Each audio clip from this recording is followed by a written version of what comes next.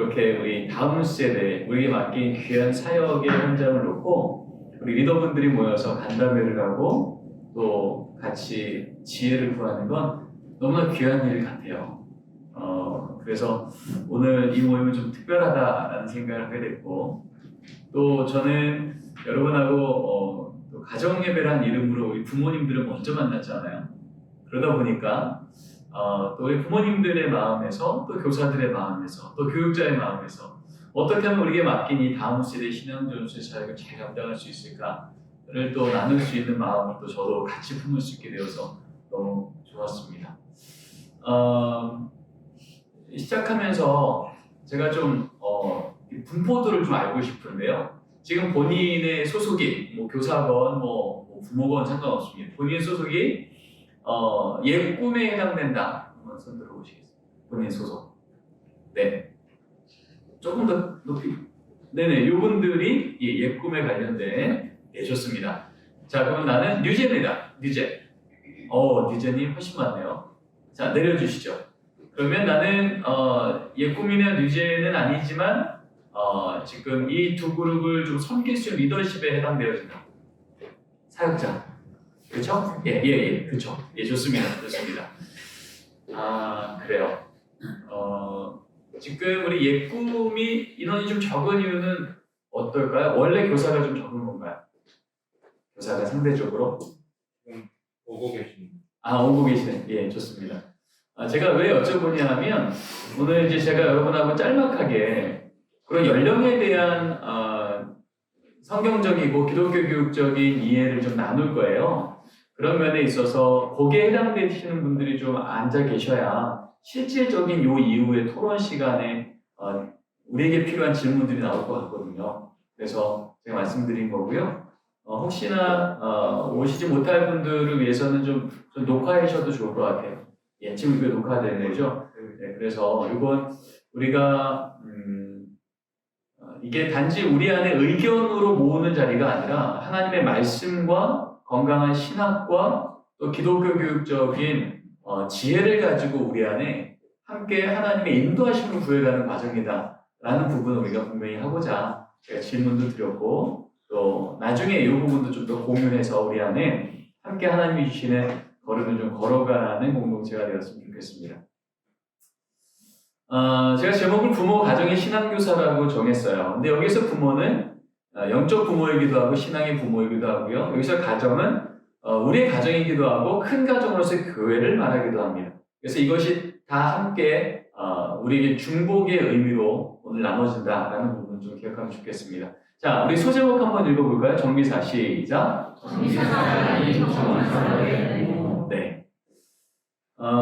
우리 여기는 이제 교사분들이 본인의 정체성일 텐데, 저는 교사도 그렇고 부모도 그렇고 동일하다고 생각합니다. 우리 애들한테 물어보죠. 얘들아, 너네 엄마가, 혹은 얘들아, 너네 전도사님이, 혹은 얘들아, 너네 선생님이 동물로 비하면 뭘로 느껴지니? 애들이 뭐라 그럴까요? 사자, 또요. 양. 의외입니다. 양에 대해서는 제가 별로 못 들어봤는데, 보통 그쵸. 호랑이, 늑대, 어떤 애들 여우라 그러더라고요. 우리 엄마가 여우라고. 네.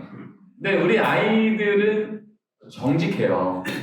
그래서 어떤 동물로 비유할 수 있을까 할 때요, 아이들이 갖고 있는 그 삶이 그대로 드러납니다. 저는 이제 장신대 오기 전에 충신교회에서 교육총괄 목사로 할 때 일주일에 한 번씩 꼭 충신 유치원을 방문하게 돼 있어요.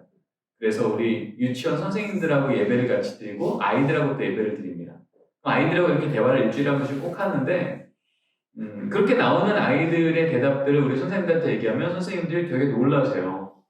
본인은 아까 얘기한 양 그쵸? 어떨 때 천사래요, 천사 이런 선생님으로 비쳤는데 아이들 눈에는요 다른 거예요. 주로 맹수가 나옵니다. 우리 사랑스러운 동물들을 기대했는데 애들이 무슨 맹수가 나와요. 이제 그러면서 다시 한번 우리 교육을 돌아보게 됩니다. 그리고 이것들이 우리 안에는 적지 않게 우리를 돌아보는 거울이 됐어요.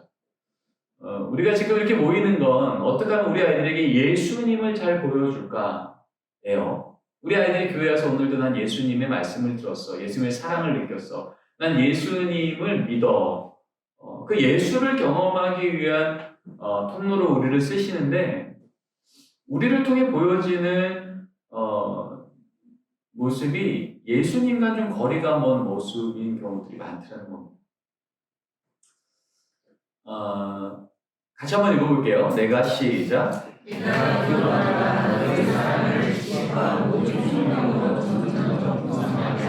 네. 우리는 사랑을 잘 전하면 아이들이 변할 거라고 생각해요. 그런데 오늘 빌립보서 말씀을 보면 사랑 외에 지식과 총명을 더하랍니다. 여기서 사랑은 헬라 원어로 가면 아가페를 얘기해요. 그러니까 사랑이 부족한 게 아니고 완전한 사랑이에요. 하나님의 완벽한 사랑. 그런데 이 사랑이 전달될 때요. 사랑이 부족해서가 아니라 이 사랑을 어떻게 전할지에 대한 지식과 총명. 지금 이 이야기를 듣는 아이들의 상태가 어떤 상태인가? 이 부분이 우리 안에 채워지지 않으면 이 완전한 사랑이 그들에게 온전히 전달되지 않는다는 겁니다. 그럼 많은 부모님들은 자녀를 사랑합니다. 근데 많은 아이들이 우리 엄마는 나 사랑하지 않아 라고 얘기해요. 어디서 차이일까요? 엄마의 사랑이 부족해서입니까? 아니에요. 대부분은 엄마의 사랑은 넘쳐요. 근데 이 사랑이 이 아이한테 전달될 때 합당한 지식과 합당한 총명이 있지 않는 거예요. 한마디로 지혜롭지 않게 전하기 때문입니다. 사랑의 문제가 아니라 전하는 채널의 문제인 거예요. 하나님은 완전한 말씀을 메시지를 메신저, 하나님 말씀을 전달받은 자, 구약으로 치면 사사들, 또 예언자, 어떨 때 왕, 또 족장의 리더, 완전한 메시지를 메신저한테 전하게 했는데 이것이 이스라엘 백성들한테 온전히 전해지지 않을 때 많은 경우에는 하나님이 이 메신저를 점검하십니다. 바르게 전하고 있니? 라고 물어보세요. 저는 오늘 여러분하고 우리 다음 세대, 서진교회, 우리 다음 세대 예꿈이나 유젠이나 이들을 어떻게 좀 더 잘 기를까라는 얘기를 할 때요. 우리 안에 우리 선생님들, 우리 교육자분들, 또 우리 부모님들 더 하나님의 사랑 갖고 길러봅시다 라고 하는 얘기를 하고자 하는 게 아니에요. 그거는 우리 안에 가장 기본적 전제고 노력을 하고 있어요. 근데 문제는 그 사랑을 바르게 전할 지혜와 총명이 우리 안에 있는가라는 부분을 점검하고자 하는 겁니다. 그리고 이걸 점검했을 때 그럼 우리 부서에는 어떤 조금 더 나은 길이 있을까라고 하는 성령님이 주시는 지혜를 우리가 분별하고자 하는 겁니다. 자, 성경에는 우리 다음 세대가 참 잘 길렀을 때의 하나의 이미지가 나오는데요. 그것이 시편 1편 3절이 대표적인 말씀입니다. 같이 한번 읽어볼게요. 시작.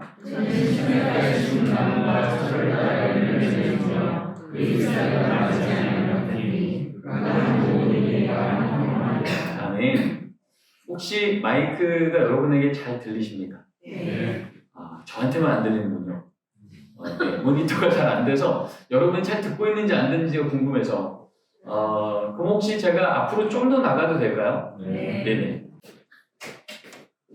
성경에서 우리 복된 자녀들이 잘 자라는 하나의 이미지를 지금 10편 1편 3절에서 말하고 있는데 여기의 특징이 두 가지입니다. 하나는 이 나무가 시냇가에 심겼다는 거죠. 6개월은 번기, 6개월은 우기. 그러니까 번기 때는 마치 이 땅이 사막처럼 돼요. 그러니까 이때는 어떤 나무건 메마르는 게 정상인 거죠. 근데 저 나무만 특이하게 건기에도 잎사귀가 마르지 않다는 거예요. 그 원인은 저 나무가 시냇가에 뿌리가 다 있다는 겁니다.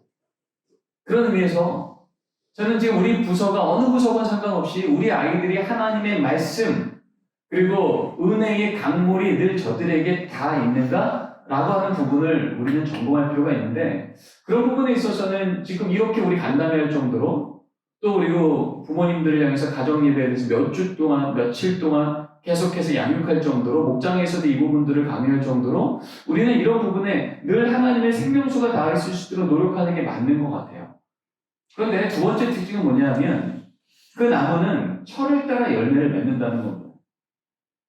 Fruit in season이라고 성경을 말하고 있는데 여기에 그 철이라고 하는 season이라는 이 단어가 이 히브리어인데 이것이 70인년 헬라어로 바뀔 때 이 단어가 이렇게 표현이 됩니다. 카이로스. 성경에는 때를 말하는 두 단어가 있는 거 아시죠? 크로노스라고는 물리적인 시간이에요. 3개월 지나면 계절이 바뀌는 거죠. 30분 지나면 이제 5시가 되는 거예요. 이런 게 카이로스, 크로노스예요. 그럼 우리가 어떻게 안 해도 그냥 흘러가는 겁니다. 그런데 성경에는 이와 해석은 똑같지만 때지만 너무나 다른 성격의 때를 말하는 때가 있어요. 그게 바로 카이로스예요. 카이로스는 우리 물리적인 시간이 아닙니다. 우리의 시간 안에 하나님이 역사하시는 침투하시는 시간을 카이로스라고 말해요.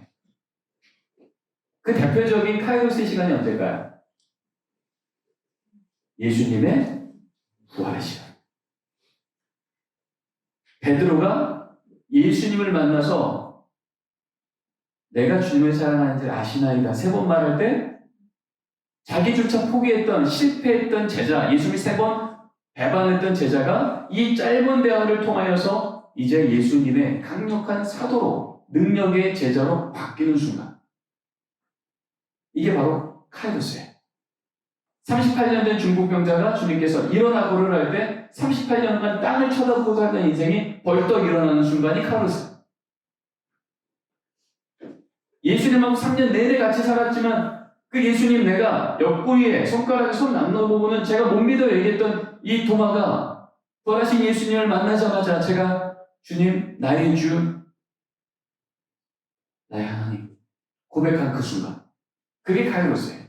근데 지금 성경은 뭐라고 말하고 있냐면 우리 자녀 세대들을 하나님께서 양육할 때 그 자녀 세대에 카이로스마다 열매가 맺히는 게 내 계획이라는 거예요.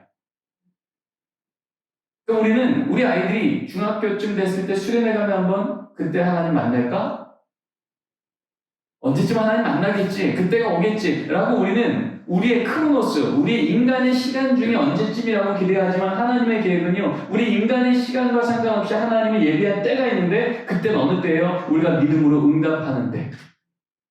우리 뿌리가 생명수에 닿아서 그 생명수를 내가 받아들이는 때, 그때가 하나님의 역사하는 때라는 거예요. 그럼 그때가 언제일까라고 할 때 성경은요, 성경에서 너무나도 일관적으로 우리 인생의 전 생애를 통해 하나님의 이때가 있었음을 성경의 다양한 모델들을 통해서 우리에게 보게 해주십니다. 영아기 때도, 유아기 때도, 유치기 때도, 유년기 때도, 소년기 때도, 청소년기 때도, 청년기 때도, 사실 이 뒤에 있어요. 성인기 때도, 노년기 때도. 성경은 너무나도 일반적으로 저 때마다 하나님이 어떻게 카이로스의 시간을 우리 삶에 침투해 오셔서 그 하나님 앞에 믿음으로 응답할 때 거기서는 그때만 하나님을 경험하는 아주 강력한 하나님의 열매가 있는지에 대해서 다양하게 표현하고 계세요. 그래서 우리는 이러한 인생의 계절을 거치고 있는 우리 자녀 세대들에게 영아기가 지나가기 전에, 유아기가 지나가기 전에, 유치기, 유년기, 소년기, 청소년기, 청년기 이 시기에 철마다 열매를 맺는 게 하나님의 계획이었다면 내게 맡겨진 우리 아이들이 꼭 계절 안에 하나님을 만나게 어떻게 도와야 될까? 그러한 우리들의 성경적인 지혜가 있어야 된다는 겁니다. 여러분, 좋은 정원사는요, 내가 원하는 계절을 당겨오지 않습니다. 그렇죠? 우리는 늘 가을이길 원해. 어떤 나무를 키우면 빨리 가을 돼서 열매 맺혔으면 좋겠다라고 하지만 사실은요, 정원사는 계절을 하루도 못 당겨요. 정원사가 할 수 있는 유일한 건 뭐냐면 내게 주어진 이 나무의 계절이 뭔지를 분별하고 그 계절에 맞는 수고를 감당하는 거예요. 그래서 때가 됐을 때 그 계절에 맞는 열매를 맺는 걸 눈으로 보는 겁니다. 근데 우리는 자꾸 이런 정원사로서의 나를 갖지 않고 정비사로서의 정체성을 가지려고 할 때가 많아요. 여러분, 정비사는요, 내 기준이 분명합니다. 조금이라도 여기서 벗어나면 당장 부품 갈아 껴야 돼요. 그게 좋은 정비사죠.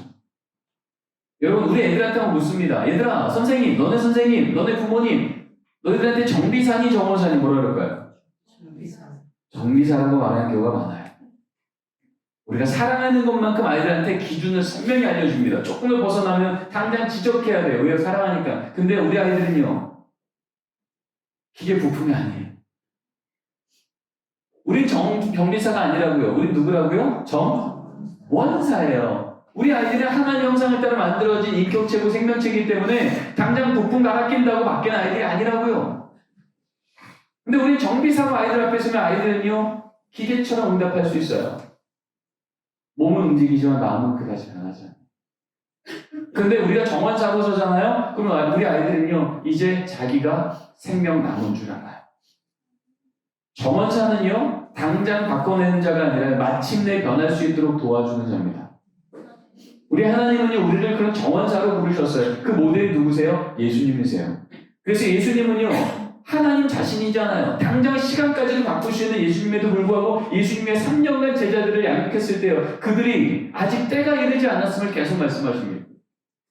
당장 바뀌었으면 좋겠는데, 심지어 우리 복음소통에 확인하잖아요. 성만찬을 베푸셨습니다. 이제 내가 너희를 위해서 죽을 거야. 내 살이야, 내 피야 말씀하셨어요. 그러자마자 바로 그 다음 사건에 뭐가 나와요? 누가 더 크냐로 싸웁니다. 여러분, 이게 말이 됩니까? 3년을요, 수련을 했잖아요. 3년을 먹고 자고 그렇게 길러냈는데 그 기적을, 그 설교를 완벽하게 다 보여줬는데 얘네들이 성만찬 끝나자마자 하는 얘기가 누가 더 큰 이것까지부터. 그런데도 예수님이요, 시간을 땡겨오지 않으셨어요.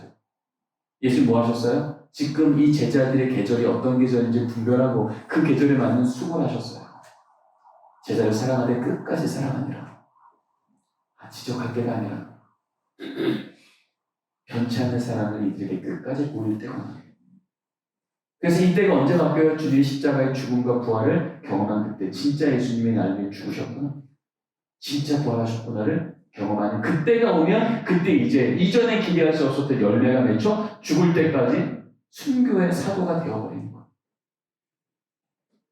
오늘 시간이 제한돼서 제가 더 길게 설명 못하지만 핵심은 이겁니다. 결국 우리는요, 우리에게 맡긴 아이들의 계절이 어떤 계절인지를 분별하고 그 계절에 맞는 수고를 감당하는 게 우리가 해야 될 최선이라는 거예요. 정원사는요, 똑같은 나무를 길러도요, 봄에 하는 역할이 다르고 여름에 하는 역할이 다르고 가을에 하는 역할이 다르고 겨울에 하는 역할이 달라요. 그게 정원사예요. 그러면 내가 우리 아이들을 똑같이 사랑하지만 이 아이가 영아기 때, 유아기 때, 유치기 때, 아동기 때, 청소년기 때, 청년기 때에 따라서 이 계절에 따라 내가 이 아이들에게 해줘야 될 수고가 다르고 기대해야 될 열매가 다르다는 거예요. 그걸 우리 안에 알고 있을 때 우리는 조금 더 지혜로운 정원사가 된다는 겁니다. 자, 그런 의미에서 자, 이제 영아기부터 한번 봅시다. 사실 할 얘기 많지만 좀 생략할게요. 여기 핵심 이겁니다. 여러분, 바로의 명령으로 2살 미만 아들을 다 죽이라 그럴 때 요게벳이 바로의 말보다 하나님 말씀을 두려워하여 갈대상자에 떠내려 보내죠. 그래서 결국은 요게벳이 유모가 됩니다. 근데 유모가 그 당시 아기를 기를 수 있었던 맥시멈은 5세까지. 평생 중에 딱 5세까지 교육받은 게 전부인데 왕실에서 컸던 그 모세가 공주의 아들이 되기를 거절하고 하나님의 백성과 고난받기를 즐거워합니다. 여러분이 놀라운 이 신앙의 청년대가 된 그 이유는 유일하게 성경에 딱 나온 건 태어나서 5세까지 신앙교육 받았다. 그러면서 여러분 지금 우리 옛 꿈이 얼마나 중요한지 아시겠죠? 노예와 왕실의 왕자가 얼마나 차이가 나는지는 40살 이 모세가 누구보다 잘 아는데요. 5세까지 받았던 그 부모 엄마로부터의 신앙교육이 이 아이의 평생을 흔들리지 않겠다는 거예요. 그러니까 이 예꿈의 이 교육이 우리한테 얼마나 진지하고 중요한지에 대해서 우리 기억할 필요가 있는데요. 영아기는 보통 18개월까지입니다. 이때 핵심은 무엇이냐면 관계적 언어로 신앙을 배우는 때입니다. 인지적으로, 정서적으로, 도덕적으로, 사회적으로 이 아이는 전혀 몰라요. 하나님, 예수, 기도, 은혜 아무것도 몰라요. 그런데요, 관계적 언어로 알아요. 이 말은 무슨 말이냐? 한 달 된 아이를 끌어안고 엄마가 기도해요. 그때 이 기도할 때 이 단어는 모르지만 그 기도가 이 아이에게 영향을 줍니까? 안 줍니까? 준다는 거예요. 이거는 우리 기독교육만이 아니라 아동교육, 심리학, 사회학에서도 임상을 통해서 계속 확인한 바예요. 그렇기 때문에 이 시기 때 우리가 신앙교육하는 건 너무 중요하다는 거예요. 근데 이때 핵심은 무엇이냐면 이때 맨 밑에 한번 읽어볼까요? 아기의 삶의 패턴의 시작.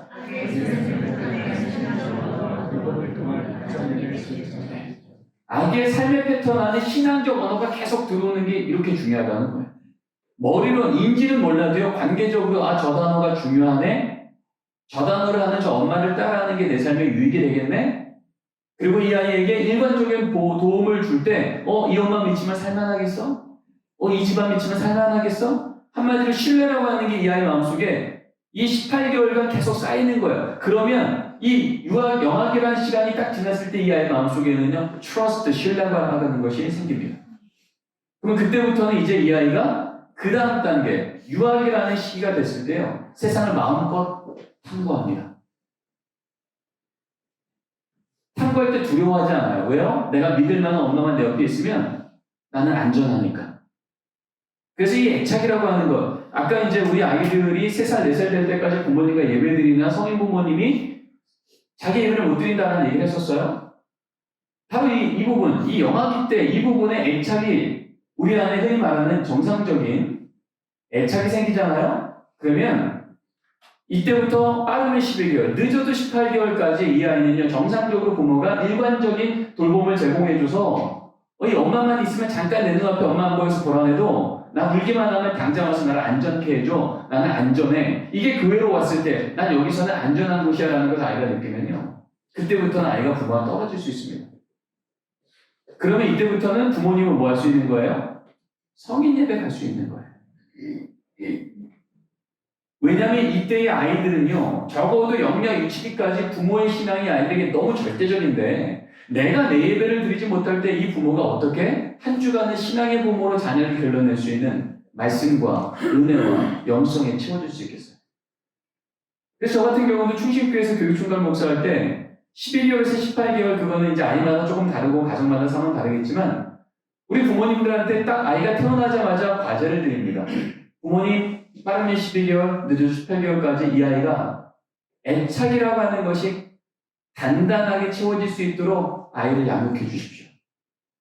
이때 이 아이가 어떠한 부모와 가정 안에 신뢰를 쌓느냐에 따라서 이 아이가 평생 갖게 될 인지 언어, 정서 언어, 사회 언어, 도덕 언어, 신앙 언어가 잘 자랄지 아니면 척박한 땅이 될지, 똑같은 나무를 길러도 어떤 옥토일지 그렇지 않은 땅일지가 결정되는 너무 중요한 시기입니다.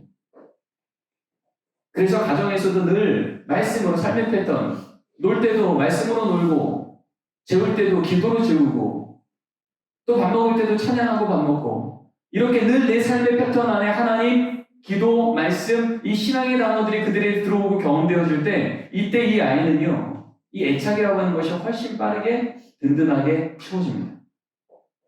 그래서 적어도 이 18개월까지 이 아이가 부모님과 애착의 어태치먼을 통해서 부모와 분리가 가능해지면, 그때부터 이 아이는요, 이제 마음껏 세상을 탐구합니다. 엄마가 이렇게 없어도 난 안전하니까 세상을 마음껏 탐구하는 거예요. 그때부터 이 아이는요, 이제 성장하는 아이가 되는 겁니다. 영아기 때까지는 전적 의존이에요. 그런데 유아기 때부터 이제 자율주행이 가능한 거죠. 스스로 걷고 움직이고 기고 떼요. 그때 핵심은 무엇이냐면,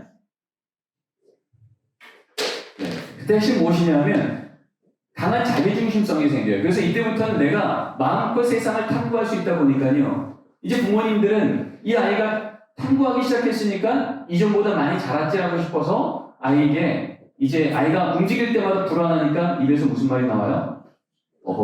안 돼요, 못 써요, 노, 이런 말이 나오기 시작하죠. 그때 이 아이는 이것을 알아들어요, 못 알아들어요? 여기 보이시죠? 인지적 전주작계예요. 전 단계라는 거죠. 알아들어요, 못 알아들어요? 못 알아들어요. 못 알아듣는데 내가 뭔가 하려면 하면 부모님이, 나한테 의미 있는 그 부모님의 선생님이 제안을 주면 이 아이는 뭘 느낀다고요? 수치심을 경험해요. 특별히 교회에서 신앙교육할 때, 특별히 교회에서 예배 드릴 때, 평소에는 뭐 해도 다 예뻐하는데 내가 예배 시간에 뭔가 하려고 그러면 나를 제안하면, 그때 이 아이는 수치심을 경험합니다. 그때 이 아이에게 이 장소는 불편한 곳이 됩니다. 수치심을 경험하니까 아이가 행동을 멈춰요? 여러분, 멈춘 게 교육입니까? 아니요, 멈췄을 뿐이에요. 말 그대로 교육이 멈춘 거예요. 교육은요, 변화가 교육이에요. 이전과 같은 상황에서 다르게 행동하는 게 교육이거든요. 그런 면에 있어서 수치심을 경험한 이 아이가 그럼 어떻게 이 아이가 합당하게 신앙을 교육할까, 하나님을 배울까, 합당한 것을 배워갈까라고 할 때 하나님이 이때 뭐를 주셨다고요? 오망이요. 머리로는 이해가 되지 않아도요, 내가 좋아하고 내가 신뢰할 만한 그분이, 엄마가, 선생님이, 전도사님, 목사님이 무언가 하면 그것을 기뻐 따라해요. 그러면 이때부터 이 아이는요, 이게 내 삶의 패턴이 됩니다. 인격이 됩니다. 삶의 방식이 됩니다. 그러니까 그 장소에 오면 여기는 찬양하는 거야, 따라하는 거야, 기도하는 거야, 따라하는 거야. 그러니까 이 시기 때는 가장 좋은 선생님, 가장 좋은 부모는 뭐 하는 거예요? 이 아이에게 모델이 되어주시는 거예요. 아이를 지적해 찬양할 때 이렇게 하는 거 하는 순간 아이는 수치심을 경험하는데 지적하지 않고 어떻게 해요? 찬양은 이렇게 하는 거라고 모델을 보여주면 아이가 기뻐 따라합니다.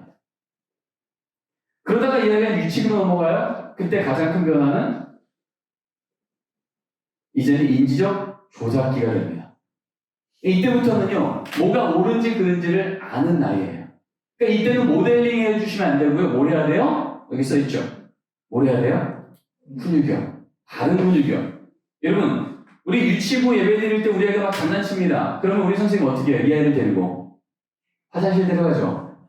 그럼 데려갈 때 어떻게 데려가요? 손 꽉 잡아요? 살살 잡아요? 꽉 잡죠? 꽉 잡는 순간 이 아이 마음속에 뭐가 들어와요?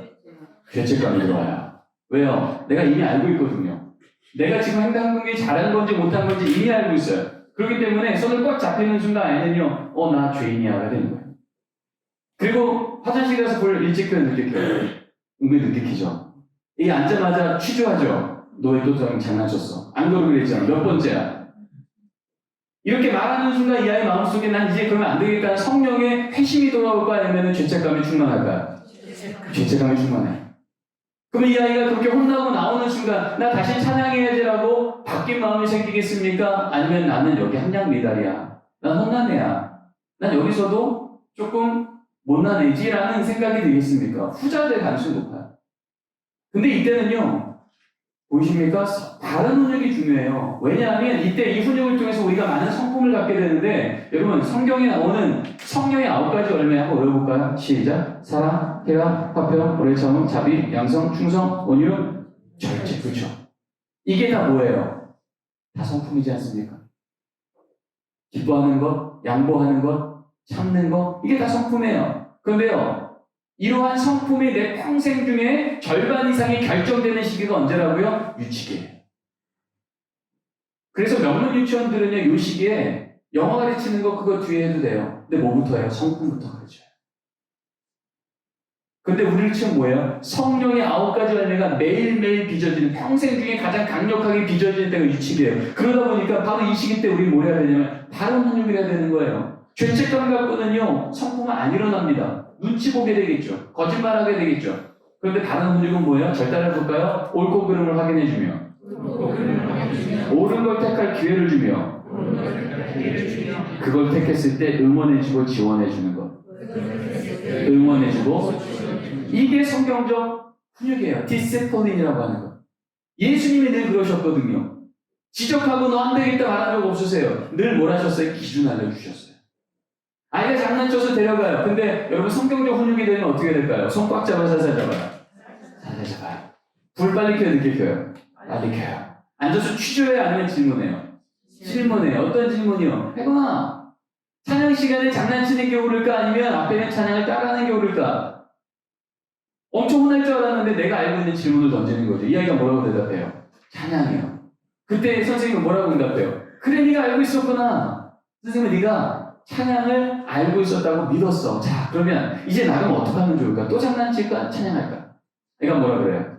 찬양이요. 여러분 나갈 때 이 아이 마음속에 죄책감이 충만해요? 아니죠. 약간 어색하지만 씹었죠. 그럼 나가서 다시 장난쳐요? 찬양해요? 장난쳐요. 왜 장난칠까요? 네, 제대로 된 훈육을 그대로 받아본 적이 별로 없는 거예요. 그러니까 하던 대로 하는 건데 어색한 거죠. 근데 애들은 어리면 어릴수록 학습력이 빠릅니다. 제대로 된 훈육을 2번, 3번, 4번, 5번, 10번 이 아이가 받잖아요. 그럼 이 아이는 이제 학습합니다.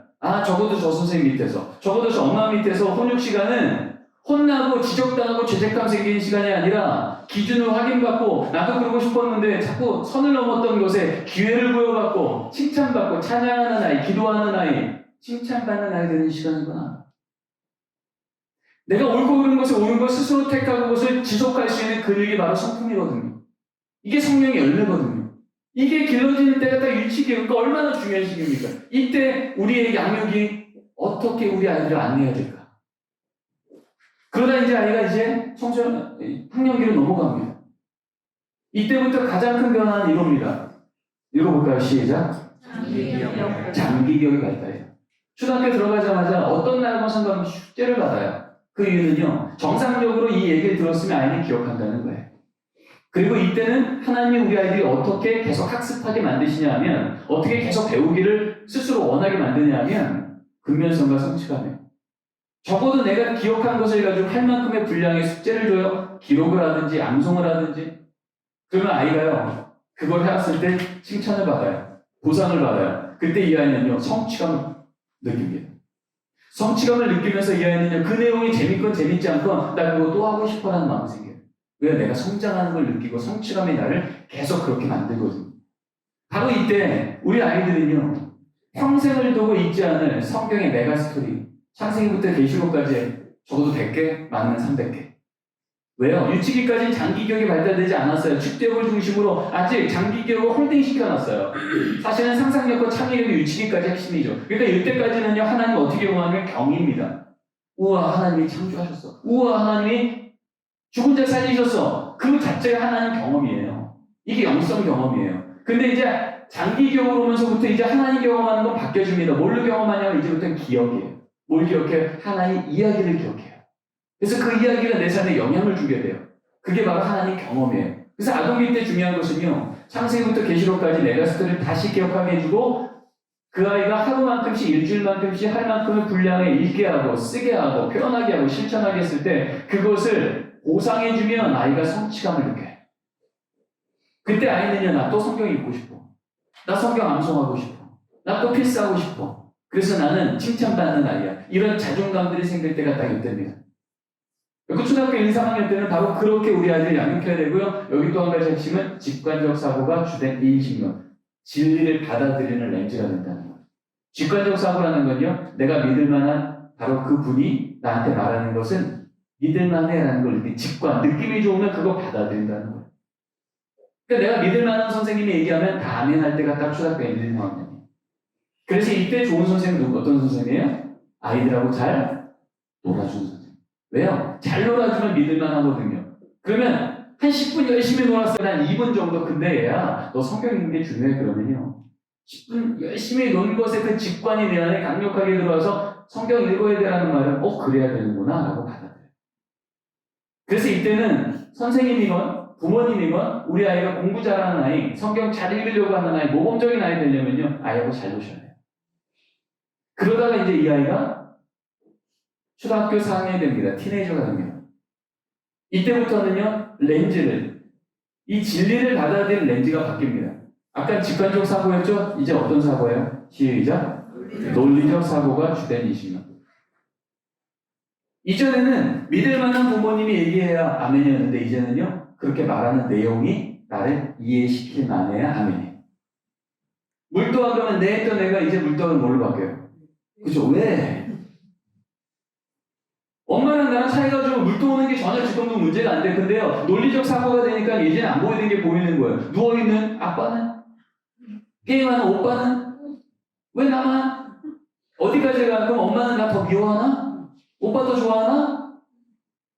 여러분, 이건요, 이 아이가 당연히 이런 계절이 바뀐 거예요. 철을 따라 열매 맺는다 그랬잖아요. 지금 이 아이는요, 그 다음 계절로 온 거예요. 세상을 그냥 그러면 돼라고 믿는 걸 수동적으로 인습적으로 진리를 받아들일 때로부터 이제는 내가 적극적으로 그게 정말인지 아닌지를 내가 따져보고 싶다는 거예요.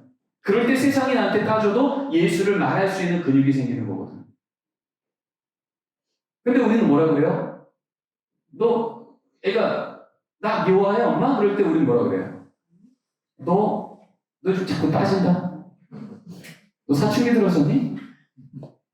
여러분, 지금 이 아이가 계절을 잘못 온 거예요? 부모가 계절을 못 따르고 있는 거예요? 선생님이 계절을 못 따르고 있는 거예요. 오늘도 제가 주일날 섬기는 교회에서 세례식이 있었어요. 세례식 이번에 세례받는 아이가 한 명 나와서 간증을 하는데 그 얘기를 하는 거예요. 언제부턴가 교회에서 말하는 게 안 믿어지더라는 거예요. 어려서부터 예수 믿는 가정이었는데 딱 이때입니다. 논리적으로 성경을 보기 시작하니까 안 믿어지는 거예요. 그래서 엄마한테 물었대요. 그 간증이 나와요. 그랬더니 뭐라 그랬냐면 엄마가 묻지 말고 무조건 믿어. 그 말에 자기는 묻지 말고 이제부터 마음을 닫았다는 겁니다.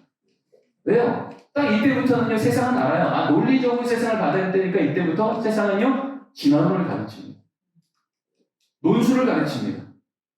그래서 세상을 과학과 비과학으로 보게 해요. 그래서 비과학은 없는 거 못 믿을 거, 과학은 믿을 만한 거. 그래서 과학으로 세상을 설명해요. 진화론이라고 믿을 만한 아주 친절하게 설명해요. 근데 그때 이 아이는 궁금해지죠. 그러면 창조론은 뭐야? 집에 와서 묻죠. 그럼 엄마, 창조론은 뭐야? 이스라엘 신화야? 그때 여러분 뭐라 그러실 거예요? 묻지 마. 무조건 믿어. 그런 순간 이 아이가 딴 거는 다 논리적으로 사고하는데 성경만큼 무조건 믿겠습니까? 아니에요. 이때부터는요. 이제 내가 생각하는 과학적 세계관으로 설명 안 되면 저건 못 믿을 만한 거네. 윤리적이고 도덕적인 거 그래 그건 받을 만해. 비과학적인 거 저거 아니야. 근데 이때는 우리는 뭘 해야 되냐면 이때는 우리가 합당한 대화와 설명이 필요한데 특별히 고백적 체험적 나눔이 중요해요. 이걸 또 다른 말로 얘기하면 이때부터 이제 우리 뭘 해야 되냐면 기독교 세계관을 가르쳐야 돼요. 과학과 비과학으로 세상을 보는 애들한테요. 과학과 초과학이라고 알려줘야 돼요. 과학이라고 하는 하나님이 만드셔서 인간이 관찰할 수 있고 예측할 수 있는 영역이 여전히 있지만 세상은 과학과 비과학이 아니라 과학과 초과학이야. 인간이 관찰하고 예측할 수 있지만 인간의 지혜보다 높으신 하나님이 다스리기에 우리 지혜는 알 수 없지만 하나님이 다스리신 신비의 영역. 1m짜리 자로 10m 한강 재니 못 재니? 애들이 뭐라 그래요? 못 재요. 그러면 한강이 없는 거야 한강이 더 깊은 거야? 뭐라 그래요? 깊은 거잖아요. 과학으로 하나님을 못 재는 이유가 뭐예요? 하나님 안 계신 거예요? 하나님 더 크신 거예요? 더 크신 거잖아요. 우리 아이들한테 딱 이 시대의 세상은요, 과학과 비과학으로요, 우리 아이들한테 엄청나게 도전합니다. 창조냐, 진화냐? 당연히 진화지. 창조가 말이 돼. 성과 신앙. 네가 선택하는 게 더 인간적인 거 아니야? 핸드폰 게임. 이게 너한테 즐거움을 준다면 하는 게 너한테 뭐가 문제가 되겠니? 신정론가 신앙. 하나님 성하신 데 세상에 악해. 하나님 없는 거 아니야? 돈과 노동과 신앙이야. 돈은 많으면 좋고 노동은 적게 하면 좋고 이게 너의 삶 속에 도움이 되는 거야 라고 세상은 끊임없이 세속적인 세계관으로 아이들한테 가르칩니다. 딱 저 때부터요. 이때부터 우리 아이들은 세상이 궁금해지거든요. 난 어떤 직업을 가질 건지 어떻게 살 건지 뭐가 내 인생에 가치가 있는지. 여러분 요즘에 초등학생 애들도 주식하잖아요. 그렇죠? 이런 세상 속에서 그러면 이렇게 세상이 말하는 게 다 맞을까라는 질문을 우리는 가져야 돼요. 왜요? 애들이 이렇게 세상을 보기 시작하면 성경으로 볼 수가 없거든요. 근데 세상은 과학과 비과학이 아닌 과학과 초과학이야. 과거로 설명할 수 없지만 하나님이 아니고 설명할 수 있는 기적 같은 사건이 우리에게 이렇게 있었어라고 하는 것을 고백하며 아이들한테 알려주셔야 돼요. 적어도 내 삶에 이런 일이 있었단다. 아빠 살면은, 엄마 살면은, 할아버지 살면은. 그래서 네가 여기 있는 거야 라고 하는 것을 아이들한테 전해줘야 되는 거예요. 그 세상이 과학과 비과학만이 아니라 과학과 초과학, 신앙이라는 게 있는 거구나 라고 하는 걸 아이들한테 계속 고백해주며 알려줘야 돼요. 성경은 말하잖아요. 뭐라고요? 여호수아 교회 외워 들리라고. 한마디로 자녀 교회 모시바퀴라고 알려주라고. 어떤 상황인지 아시잖아요. 그렇죠? 하나님이 아니고 설명할 수 없는 기적 같은 사건을 경험한 부모들한테 이거 내 자녀한테 귀에 모시바퀴도록 알려줘. 언제요? 딱 요 시대 때. 이때가 언제예요? 하나님 없다고 하는 세상 속에 가나안 땅에 막 들어가야 돼. 바로 그 앞에서. 광야에서 했다는 얘기잖아요. 그때 우리는 어떻게 얘기해야 돼요? 바로 이 부분들을 성경으로 가르쳐줘야 돼요. 창조나 진화냐. 과학이 아무리 설명해도 우리 알고 있죠. 아무리 지금 최근의 과학도요. 우리 인생의 가장 중요한 두 가지를 다 못합니다. 뭘까요? 인간이 어디서 왔으며 죽음이 어디로 갈지. 과학은 한마디도 답을 못해요. 과학은 다 이거예요. 있다 치고 생명이 있다 치고 세상이 만들어졌다 치고 그러고 가는 거예요. 그것이 더 믿을 만한지 아니면 하나님이 말씀으로 창세기 일정만 해도 11번을 각각 종류대로 만드셨다고 말하는 거 더 믿을 만한지. 우연히 진화로 되어진 이 인생이니까 적자 생존이 우리 인생에 더 도움이 되라고 말하는 세상이 합당한 건지 아니면 한 형상대로 만들어줄게 한 명 한 명의 인생이 귀하고 목적이 있고 목적 따라 사는 인생이 정말 의미 있는 인생이라고 그렇게 내 인생을 해석하는 게 더 옳은지 우리에게는 너무나 선명한 대줄적인 어떤 걸 택할 수 있는 세계관을 우리 아들한테 도전해줘야 됩니다. 어떤 세계관을 갖고 인생을 살았을 때 그 시대가 더 행복한 시대였는지 아니면 그 시대 끝에는 전쟁과 싸움이 있었는지. 성가 신앙도 마찬가지나 예수님 시대 때도 얼마나 많은 성에 문란이 있었어요. 근데 그게 정말 인문적이었는지, 사람에게 도움이 됐는지, 아니면 그 시대를 망하게 하고 넘어지게 했는지. 우리 너무나도 분명한 시대적인 역사들이 있어요. 성은 하나님이 만드신 대로 하나님이 정해주신 선 안에서 하나님의 생명의 사역들을 감당하는 귀한 통로라고 말하는 것과 내가 선택할 수 있고 그렇게 사는 게 내 삶에 도움이 되고 좀 더 인간적이라 말할 때 그 삶이 얼마나 무너졌는지 우리는 말할 수 있습니다. 핸드폰 게임 이런 것들은 우리가 지금 취미 정도에 대한 얘기가 아니잖아요. 우리 교회에서 이런 부분을 다룰 때 뭘 다뤄야 되는 거예요? 중독을 다루는 거예요. 중독은 시간의 개념이 아니라 매일의 문제인 거 아시죠? 몇 시간이나 했는가 그것은 중독 중에 하나의 수치될 수 있을지 몰라도 확실한 부분은 딱 하나의 매일이에요. 단 5분일지라도 매일 그걸 안 하면 내가 일상을 못 살아요. 일상 관계를 못 맺어요. 내게 주어진 일상이 삶을 못한다면 그는 중독인 거예요. 그럴 때 이 삶을 어떻게 돼야 될까? 성경은요, 우리 아이들이 이 중독에 대한 매일에 대한 문제는요, 결핍으로다가 풀어냅니다.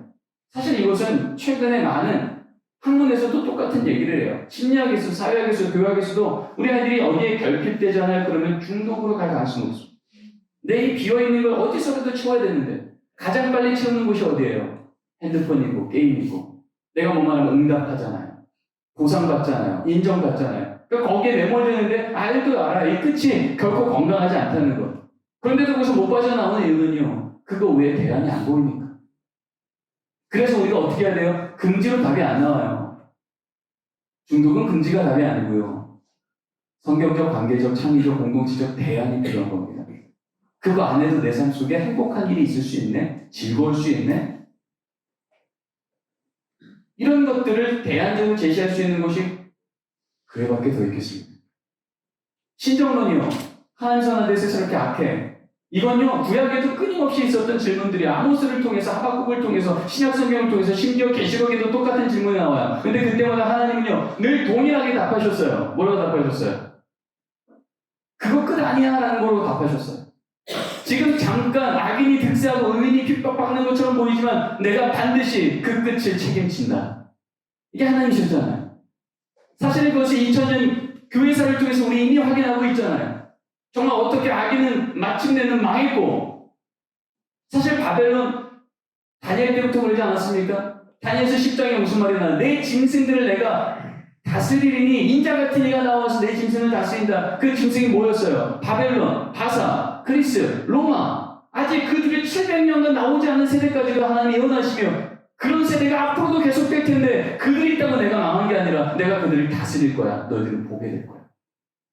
우리가 우리 아이들한테 말해줄 수 있는 신정론의 질문 앞에 말해줄 수 있는 너무나 많은 역사들이 있고 증명들이 있는데 우리는 그런 세상이 말할 때마다 그래 우리 한 살아계신데 왜 코로나 안 멈출까? 같이 고민하고 멈추는 거예요. 아니잖아요. 우리 분명히 말할 수 있는 증거가 있는 거예요. 랄프 목사님 얘기합니다. 내일 내 삶에 무슨 일이 일어날지 난 모르지만 내 삶의 끝을 누가 붙들고 있는지는 안다. 신정론에 하는 너무나 선명한 답들을 우리 아이들한테 주셨고 우리에게 주셨어요. 우리 이걸 전할 필요가 있습니다. 돈과 노동과 신앙이요. 사실은 지금 시간이 없어서 더 얘기 못하겠지만 맨 밑에 한번 읽어볼 거예요. 하나님을 시작. 하나님을 예배하고 사람을 사랑하고 세상을 다스리라. 이게 성경의 핵심 아닙니까? 근데 지금 세상은 뭐라고 말해요? 하나님을 예배해야 되는데 사람을 예배하게 하고요. 사람을 사랑해야 되는데 돈을 사랑하게 하고요. 세상을 다스려야 되는데 하나님을 다스리려고 해요. 그렇죠? 내 맘대로 안 되고 하나님 이상한 하나님이라고. 세상이 그렇게 말하고 있는데 이렇게 됐을 때 목적과 소수로가 바뀌었을 때 세상이 얼마나 망가졌는지 우리는 알잖아요.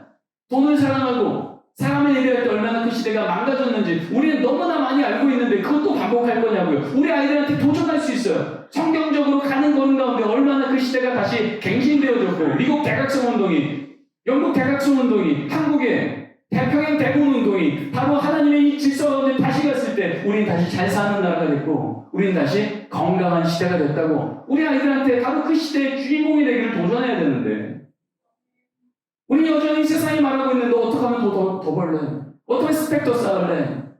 거기에 우리는 여전히 아이들한테 타협하며 그래 고3이면 수련을 안 해도 되겠다.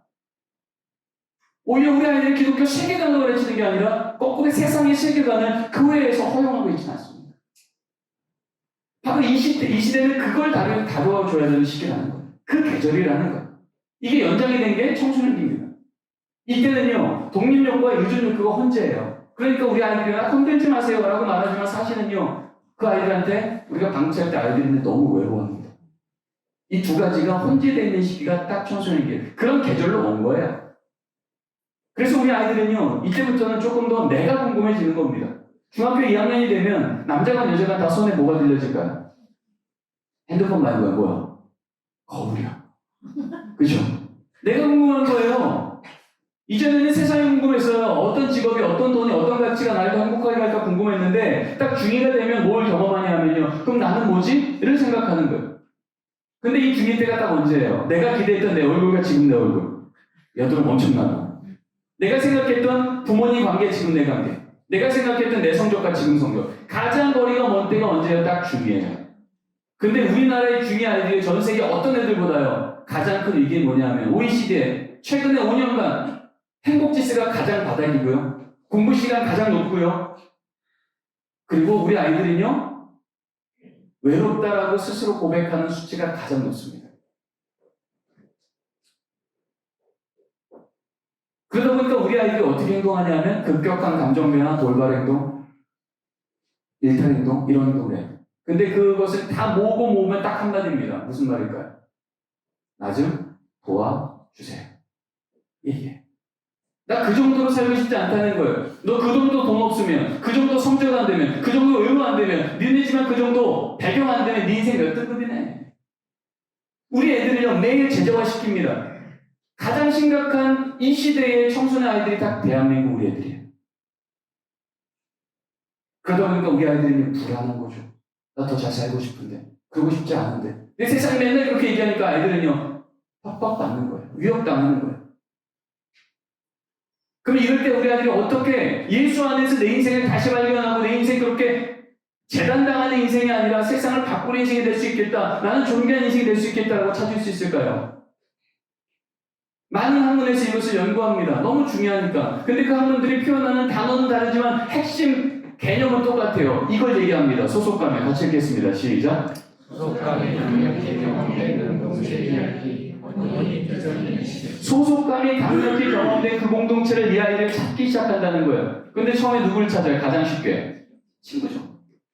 굳이 나한테 재단 안 하고 평가 안 하고 혼내지 않고 있는 그대로 받아주니까 안전한 거예요. 그러니까 잠깐 거기 머물 수 있지만 우리 아이들이 거기에 계속 머문다고 아이들이 편안해합니까? 불안해합니다. 왜요? 요즘에 아이들 친구들끼리도요. 너 그 정도 실력 안 되니? 운동 못해? 게임 못해? 너 외모 안 돼? 아이들끼리도 잘라내는 시대. 바로 그때 우리 아이들에게요. 어딜 가도 나를 재단하고 평가하는데 거기만 하면 나를 인정해주는 누군가가 있는 겁니다. 그게 부모일 수도 있고 그게 교회일 수도 있고 목사일 수도 있는 거예요. 그때 우리 아이들은요. 어딜 가도 불안한데 거기만큼은 안전한 거죠. 여러분 우리 중고등부 아이들이 언제 주님을 인격적으로 만나죠? 횟수상으로 치면 언제 가장 자주 만나죠? 그렇죠. 여름 수련회 마지막 날 저녁 집회 설교 끝나고 기도하는 시간. 왜 그럴까요? 여러분 수련회 딱 한 달 정도 앞두면 애들을 보는 눈빛부터 달라지지 않습니까? 우리 선생님들 평소에는 저 어떡할까? 근데 한 달 전부터 되면 어떻게 해요? 사랑스러운 눈빛으로 너 수련회 와야 되지 않겠니?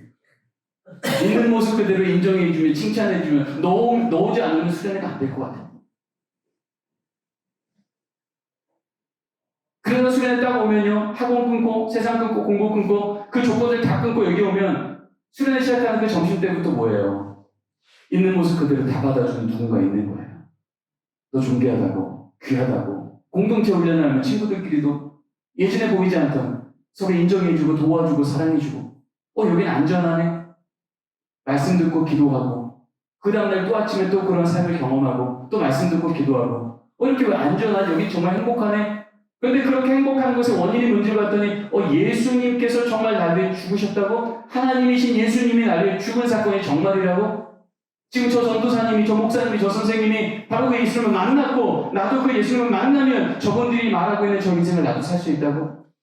소속감이 강력히 믿을 만한 누군가가 있는 그 공동체가 말하는 이 얘기 말하는 권위, 말하는 비전이 나도 그 이야기가 내 삶이 되고 싶고 나도 그 권위 나도 인정받고 싶고 나도 그 비전이 내 인생의 비전 되고 싶어.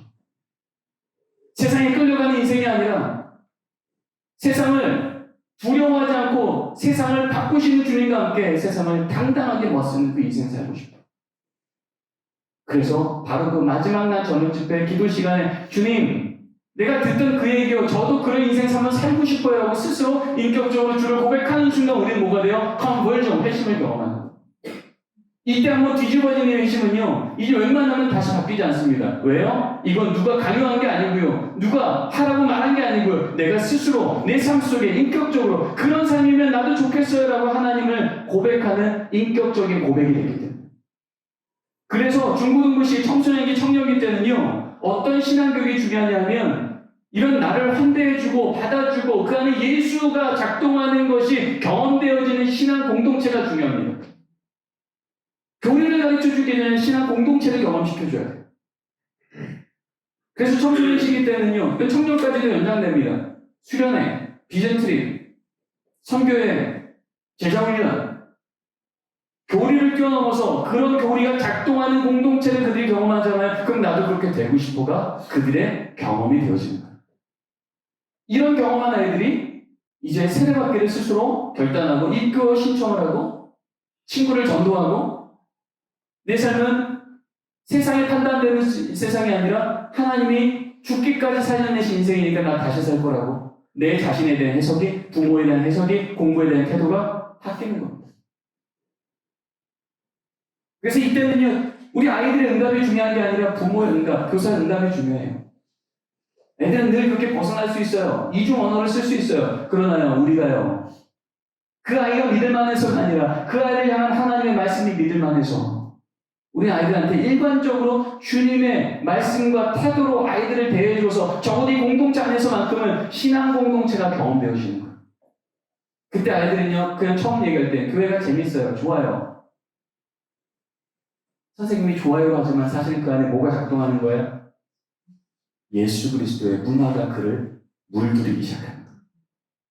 이게 가정으로 연결되어지고 교회로 연결되어졌을 때 아이들은 강력한 세상을 정할 수 있는 공동체가 되는 겁니다.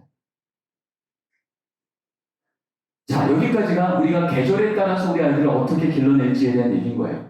자, 그렇다면 이제는 이 질문을 가지고 이러한 지혜를 가지고 지금 우리 예꿈은 우리의 유제는 어떤 연령대가 어떻게 묶어서 어떤 부분을 더 강화시켜야 될 건가? 우리가 무엇을 바꿀 때 조금 더 이 아이들을 철을 따라 열매 맺는 나무가 될 수 있도록 환경을 바꿔주는 정원사가 될 건가? 이 부분은 우리가 좀 나누기를 원합니다. 제가 오늘 강의를 생각보다 조금 길게 했는데요. 그래서 토론하는 시간을 조금만 줄일게요. 원래 15분이었는데 13분만 드릴게요. 2분 줄였습니다. 괜찮죠?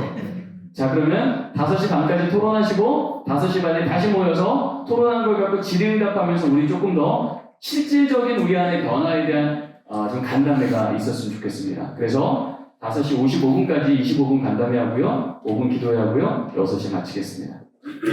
자, 여러분 너무 수고하셨는데 서로 박수로 응원하겠습니다.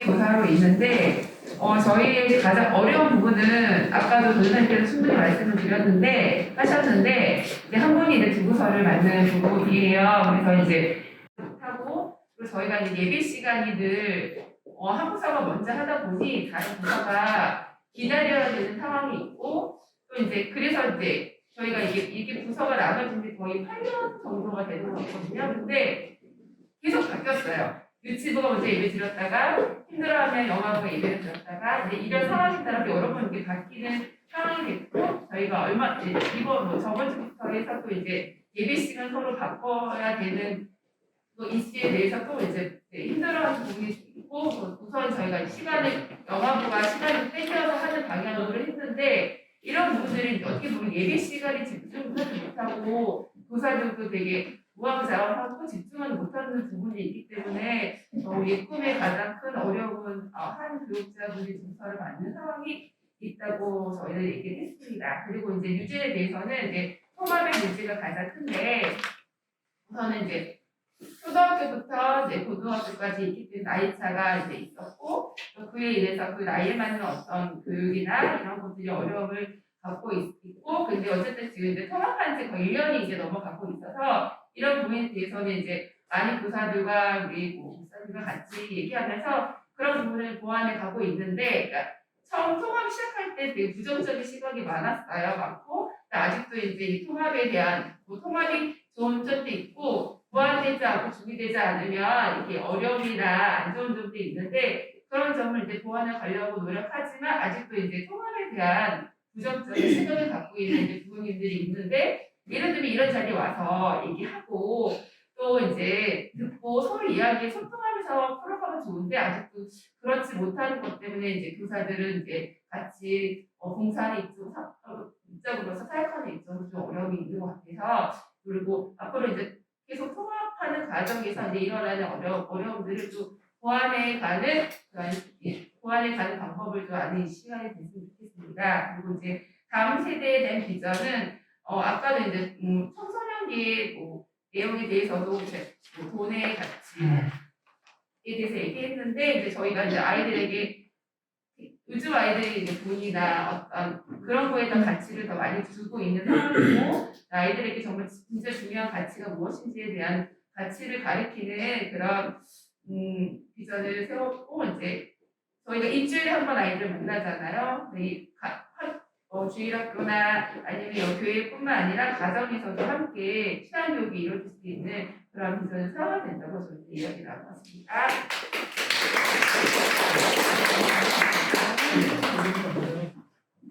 네, 지금 발표하게 되는데요.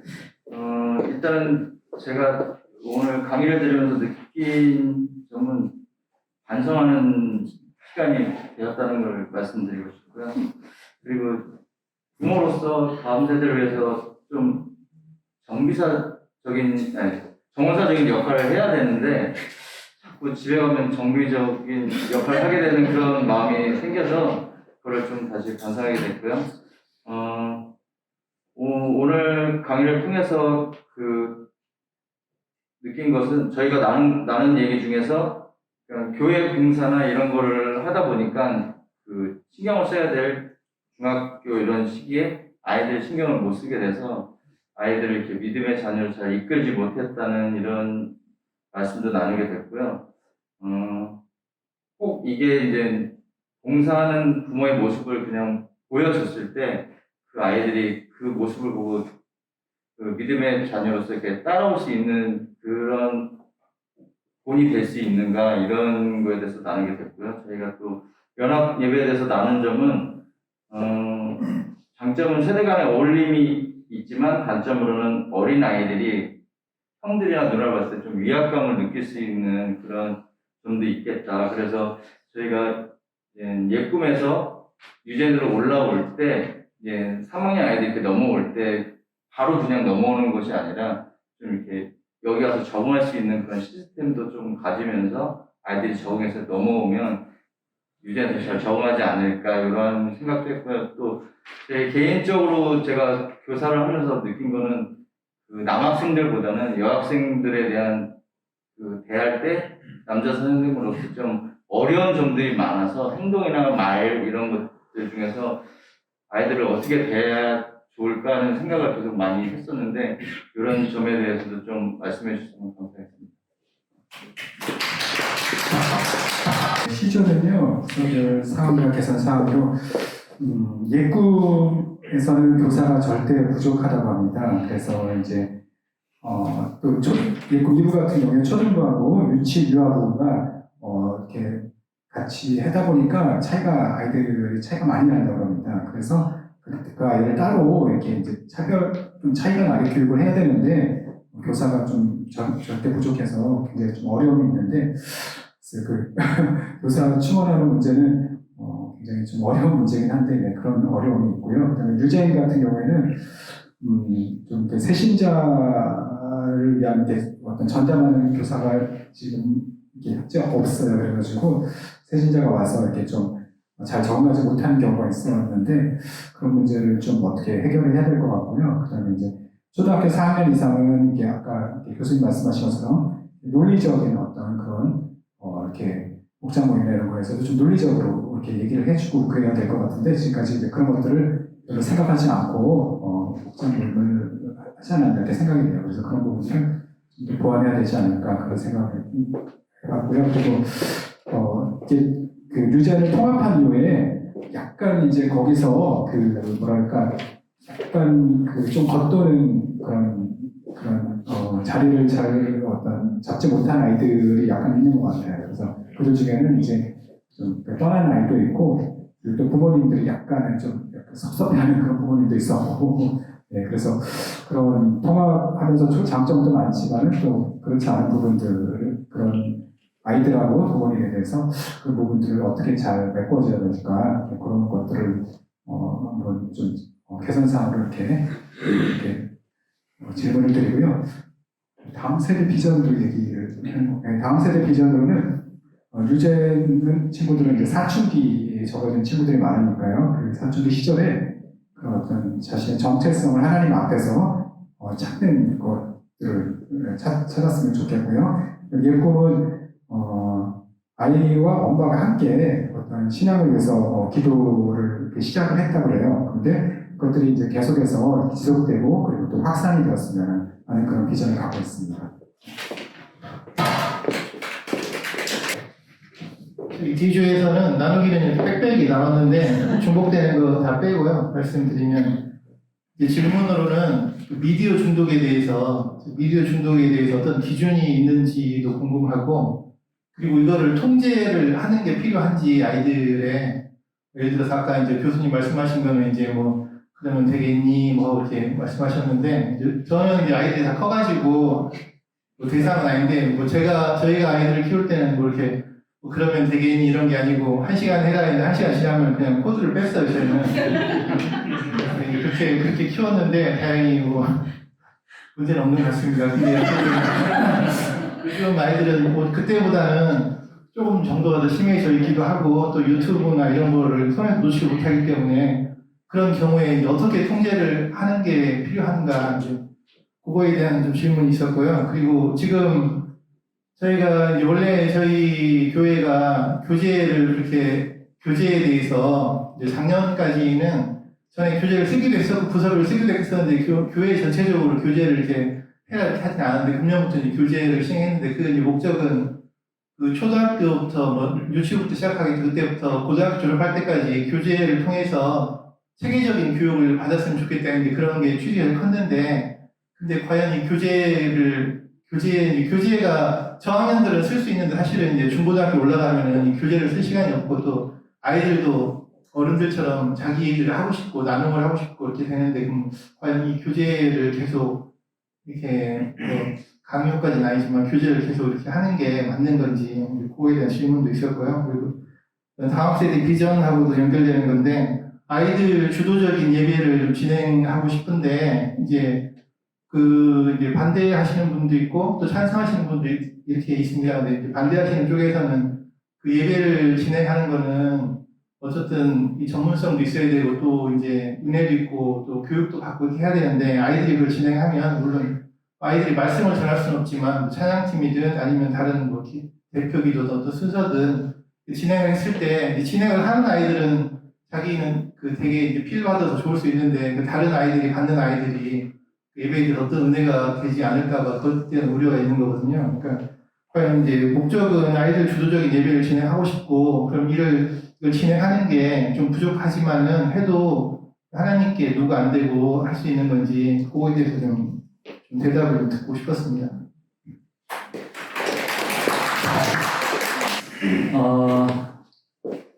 고민들이 많으신 것 같아요.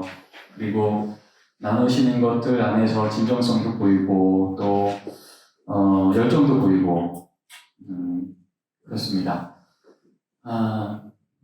뭐 제가 이제 저는 신학교에서 이제 이런 현장들에 대해서 컨설팅을 해드릴 수 있고 또 지혜를 드릴 수는 있지만 결국 이 서진교회가 걸어왔던 이 터 안에 어떤 것들이 가장 좋은 변화일까에 대한 부분은 이 공동체가 기도하면서 하나님께서 분별케 하시는 여정을 한 번이 아니라 지속 확인해가면서 걸어가는 게 정말 중요한 것 같아요. 아까 시작할 때도 우리 부모님들이 좀 많이 오셨으면 좋았을 텐데라는 얘기 하셨는데 저도 그 부분이 정말 중요한 것 같아요. 왜냐면 서준교회가 믿음의 가정, 또 예배하는 가정 세우는 걸 지금 교회의 아주 중요한 방향으로 잡고 있잖아요. 그러니까 이거는 안 변할 거란 말이죠. 이 걸음은 계속 갈 거예요. 그러니까 이러한 중요한 이 방향성 위에 그러면 교회 학교는 또 어떻게 맞추어서 우리 다음 세대를 길러 갈 건가라는 부분은 오늘은 이렇게 한번 이제 저랑 같이 이렇게 간다고 했지만 이것이 이제 이 다음 또 모임이 또 있어야 되는 겁니다. 부모님들하고 또 부서별로 또 교육자들이 그렇게 해서 계속 하나님이 주시는 지혜를 분별해가면서 공동체가 함께 결정해가는 여정이 중요한 것 같아요. 저는 그걸 전제로 제가 드릴 수 있는 저의 의견을 드리는 겁니다.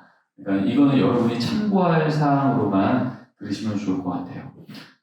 가장 먼저 나왔던 이슈가 이제 예꿈에 한 사역자가 두 부서를 세우는데 어려움이 있다. 이건 뭐 너무 당연한 것 같아요. 우리는 물리적인 시간이 제한되어 있는데, 장소도 제한되어 있는데, 그 시간과 장소 안에서 한 사역자가 두 그룹의 아이들과 또 교사들과 같이 온전하게 주의를 섬긴다, 세운다, 게다가 또 그 부모님들과도 이 동역이 돼야 되는 상황을 가기에는 한계가 있는 것 같아요. 그래서 이것은 교회 결정이 필요하지 않을까. 뭐 사역자를 한 분을 더 세우든지 아니면 한 분이 하신다 그러면 아예 부모님들과 결단을 해서 예배 시간을 완전히 분리된 두 예배 시간으로 하든지. 지금은 한 시간 안에 두 번을 왔다 갔다 하니까 어떤 한 부서도 온전하게 처음부터 끝까지 사역자가 교사와 부모님들을 온전히 케어할 수 없는 상황에서 진행되는 거잖아요. 이제 그런 면에 있어서는 저는 이건 공동체 결단이 필요한 것 같아요. 부모님들과 결단해서 시간을 완전 분리하여 우리 아이들의 예배와 내가 드리는 예배가 같이 드릴 수 있는 시간과 공간을 찾든지 아니면 같은 시간에 할 거면 사역자를 세우든지 이 부분은 공동체가 같이 결정해야 되는 부분 같고요. 그리고 또 한 가지 드리고 싶은 것은 연령의 재구성 부분인데 지금은 영유아가 한 그룹, 유치기가 한 그룹인데 여기에는 이제 유년까지 붙였단 말이죠. 근데 이제 아까 그 연령 발달로 보면 사실은 미취학기와 아동기는 구분이 돼요. 왜냐하면 하나님 경험 자체가 미취학기까지는 경이고 초등학교 들어가서부터는 이제 발견이거든요. 이야기와 발견. 이런 하나님 경험에 대한 이 성격이 다른 부분인데 이거를 섞어서 하는 부분이 우리가 선택사항이 없다면 이 안에서 어떻게 그거를 같이 할 수 있을까 고민하겠지만 지금은 선택사항이 있는 거잖아요. 그렇다면 저는 가급적 미취학기를 하나로 묶고 대신 이 안에서 영아기와 유아기와 유치기가 다른 것들은 어떻게 할까? 이거는 부모님들 교육을 좀 통해서 이 아이에게 주일 1시간만에 한 주중에 이 말씀을 어떻게 지속 기억할 수 있게 하고 그걸 아이들을 어떻게 활용할 건가 신앙 양육을 어떻게 모델링을 해주고 성품 교육을 하고 오감을 통해서 하나님 사건을 기억하게 해줄 건가 그런 연장선생님들이 교회에 왔을 때 어떻게 또 새로운 주일의 말씀을 듣고 그 말씀을 또 주중에 기억하게 할 건가 이렇게 가는 여정이 전 필요하다고 생각을 하고요. 그래서 분리할 수 있다면 저는 유년기는 그 위랑 묶어주는 게 더 낫다고 생각하고요. 하지만 위에 지금 뉴젠처럼 2학년부터 고3까지라고 할 때는 사실은 3학년까지, 길어도 4학년까지는 아이들이 논리적 추상적 사고로 성경을 받아들이진 않습니다. 여기서 관계를 통하여서 아이들이 믿을 만한 선생님, 믿을 만한 목사님의 말을 스토리로 그냥 받아들이거든요. 그러니까 학자들도 이 시기를 문자적, 신화적 신학이라고 말해요. 그게 문자와 신학은 상관없는 거예요. 내가 믿을 만한 그분이 얘기하면 아멘 하는 시기거든요. 근데 이렇게 받아들이는 아이들과 그거 정말 말이 돼? 라고 하는 세계관적인 고민을 가지고 그 말씀을 들여다보고 분별하고 내 것으로 택하려고 하는 아이들을 같은 예배 안에서 같은 말씀을 갖고 같이 결단하게 한다는 쉽지는 않은 것 같아요. 물론 이것도 아까 밑에 미취학 부서처럼 그 연령대 부모들을 따로 우리가 좀 교육을 해서 아이들하고 주중에 이런 식으로 좀 접근해 주세요. 여기는 좀 관계성이고요. 여기는 조금 더 고백적이고요. 조금 더 세계관적인 우리가 이런 자료 드릴 테니까 한번 같이 가보죠. 라고 말할 수는 있겠지만 선택의 여지가 있다면 저는 선택을 분리하는 게 맞다라고 생각을 합니다.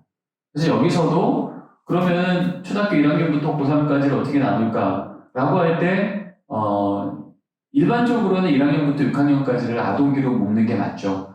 그런데 아이들이 말씀을 어떻게 해석하는 것인가 신앙적 사건으로 볼 때는 저는 1학년부터 한 4학년까지는 유년기로 묶고 한 5학년이나 늦어도 6학년부터 고3까지는 청소년기로 묶는 게 맞겠다.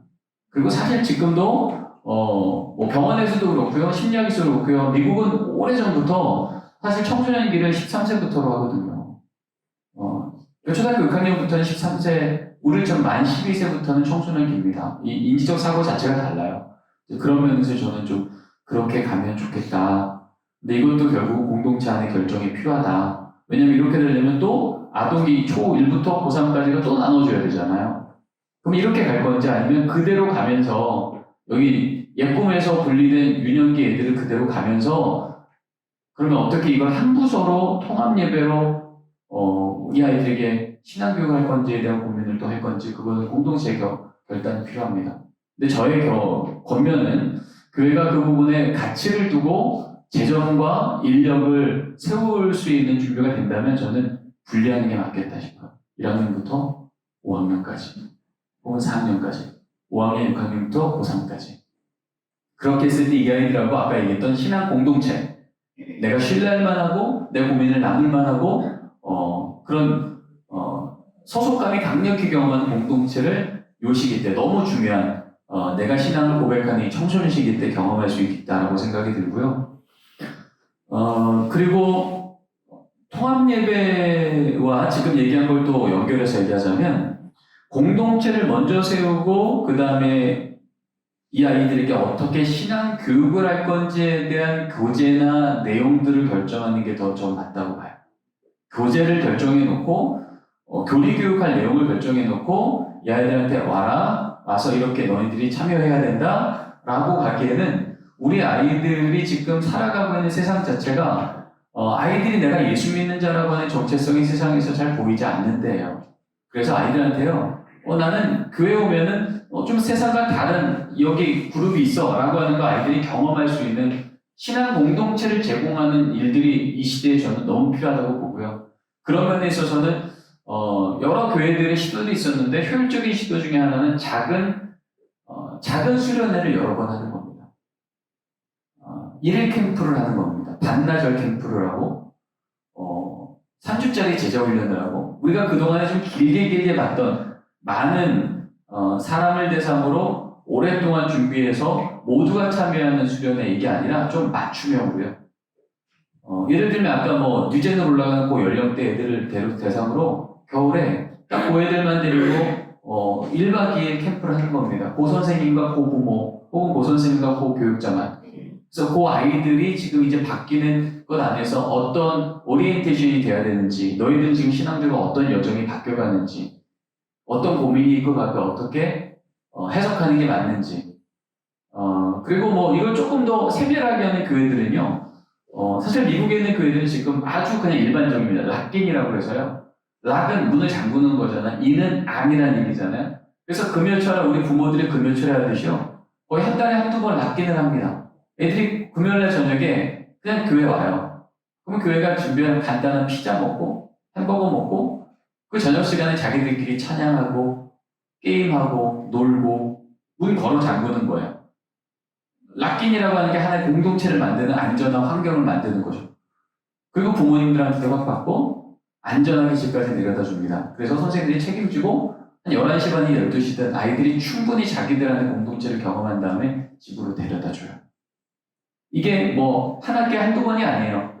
그냥 한 달에 2번, 많으면 3번. 그러니까 교회만 오면 나는 우리 공동체가 있는 거예요. 선생님이 있고 전도사님이 계시고 그게 모두가 같이 할 수도 있고 중고등과 같이 할 수도 있고 어떤 중학교 1학년 애들만 할 수도 있어요. 중2만 할 수도 있고요. 수능 끝난 애들만 할 수도 있고요.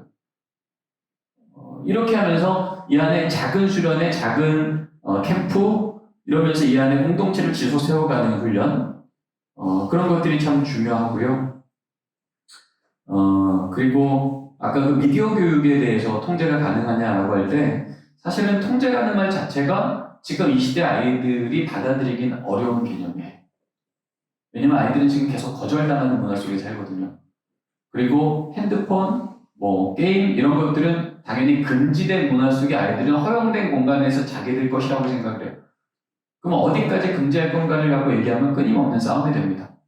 저는 조금 더 본질적인 건 전 교회가 제공해 줘야 된다고 생각하고요. 그거는 교회는 아이들한테 핸드폰을 뺏는 거나 핸드폰의 시간을 금지하는 거나 그것에 대한 어떤 선을 우리끼리 타협하는 것에서 답이 있지 않고요. 핸드폰보다 더 재미있는 걸 제공해 주는 것들을 계속 고민하셔야 될 것 같아요. 굳이 핸드폰을 보지 않아도 아이들이 웃을 수 있는 게 뭐가 있을까? 저는 이거는 우리끼리 고민해서 답이 안 나와요. 아이들하고 같이 얘기를 하셔야 돼요. 그리고 어떨 때는 아예 아이들의 것들을 여기에 메인 커리큘럼으로 들여오셔도 돼요. 예를 들면 카트라이더 대회를 여십시오. 교회가 그 대회를 열어주는 거예요. 그러면 아이들은요, 교회는 핸드폰 불편한 곳이 아니고요. 교회는 내가 재미있게 놀 수도 있는 데가 되는 거예요. 사실은 우리 부모 세대들이 70년대, 80년대 때 청소년 부서를 다녔던 우리 부모들 생각해 보세요. 교회는요, 난 교회에서 성경 공부해서 너무 재밌어 이러고서 오신 분들 많지 않다고요. 교회 가면 재밌는 거예요. 세상에서 경험 안 하는 드럼을 칠 수 있고요, 기타를 칠 수 있고요, 놀 수가 있고요. 남녀공학 아주 엄격하게 된 그때 교회만 오면 같이 이성 친구들끼리 만나서 얘기도 나누고 라면도 먹고 한단 말이죠. 그게 다 지금 우리 아이들한테 뭐예요? 게임하는 거예요. 놀이하는 거예요. 메타버스 들어가서 로블록스 안에서. 중요한 것은 그걸 하느냐 안 하느냐 문제가 아니라 어떤 공동체 안에서 하느냐가 중요한 겁니다. 이 안에서 그 놀이를 하면 어떤 가치가 이 안에서 나눠지느냐가 중요한 겁니다. 그런 면에서 교회가 세상하고 똑같이 그만다라는 말로 답을 찾기에는 교회에 받지 않는 거죠. 왜요? 예수님 그러셨잖아요. 세리와 죄인의 친구라. 그런 문화들은 유대인들 하면 안 되라고 다 말할 때 예수님은 과감하게 그걸 하셨어요. 왜냐하면 그보다 더 중요한 게 이 안에 있으니까. 그쵸? 안식일날 노동하지 않는 것보다 더 중요한 건 얘가 살아나는 게 중요한 거였잖아요. 38년 된 병자를 베데스다에서 고칠 때 성경은 계속 말합니다. 안식일이었다고. 그걸 몇 번을 반복해서 말하거든요. 아니나 다를까 그 끝에 가면 얘기하잖아요. 안식일날 당신 병 고쳤어 이거 따지잖아요. 그때 주님 말하잖아요. 진짜 안식이 뭐냐.